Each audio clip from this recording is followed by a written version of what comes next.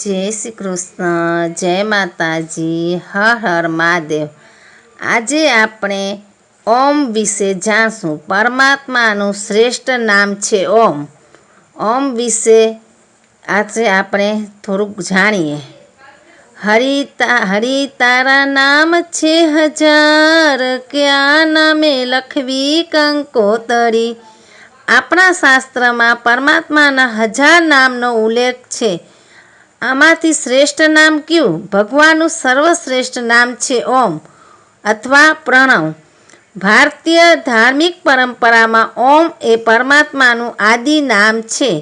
તેનું બંધારણ 3 મૂળાક્ષરો અ, ઉ અને મ થી બનેલું છે।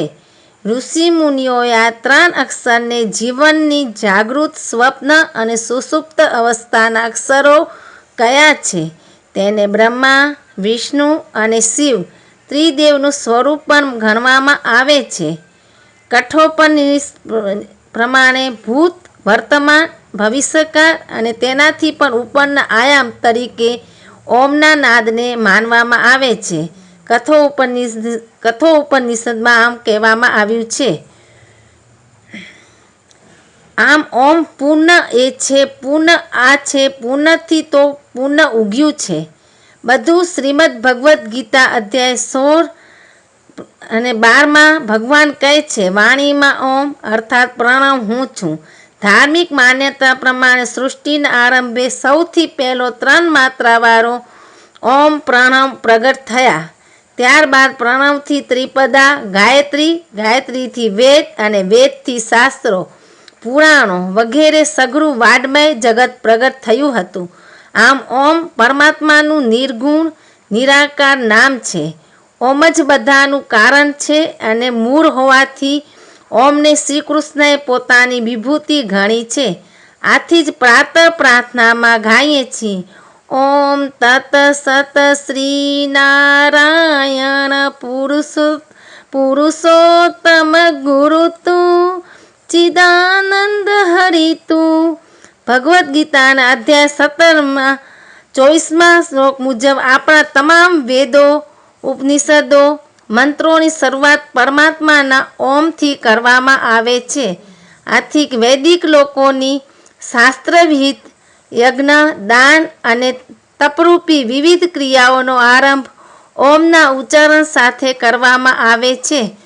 ઓમ મંત્ર છે જે જીવનનું સાધન, સાધ્ય અને સર્વસ્વ છે। જગત અને તેની પાછળનું સત્ય, જળ અને ચેતન, આકાર અને નિરાકાર આ બધું ઓમમાં સમાયેલું છે। મંદિરમાં ઘંટનાદ કરતાં પણ ઓમકારનો પ્રતિધ્વનિ સાંભળવા મળે છે અને એ પ્રતિધ્વનિ સાંભળતા જ મનને ગજબની શાંતિ મળે છે। નાભીમાંથી ઉચ્ચારતા ઓમ શબ્દથી શરીર, મન અને હૃદય એકરૂપ થતાં એક દિવ્ય અનુભૂતિ થાય છે। ઓમ શબ્દનો જાપ સર્વ જપમાં સુલભ, નિર્દોષ અને શીઘ્ર હિતકારી છે। ઓમકારનો જપ કરવાથી વિચારમાં એકાગ્રતા અને મન સ્થિર થાય છે। કોઈ પણ મંત્ર જાપ આપણે કરીએ તો પહેલાં ઓમ શબ્દનો ઉચ્ચાર કરવો પડે છે। ઓમ એ સાકાર નિરાકાર છે। ઓમનું ધ્યાન ધરવાથી જીવનમાં તમસ દૂર થઈ જાય છે અને જ્યોતિર્મય ઈશ્વરની પ્રાપ્તિ થાય છે।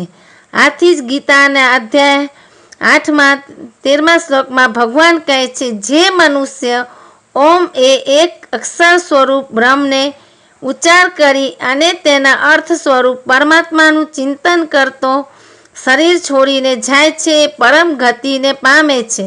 એટલે આપણે હંમેશા ઓમનો ઉચ્ચાર કરવો જોઈએ। ઓમ નમઃ શિવાય, ઓમ નમો ભગવતે વાસુદેવાય।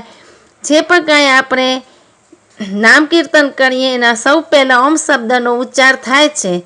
ઓમ એ સર્વોપરી છે, તે પરમાત્માનું શ્રેષ્ઠ નામ છે। ઓમ નમઃ શિવાય, હર હર મહાદેવ।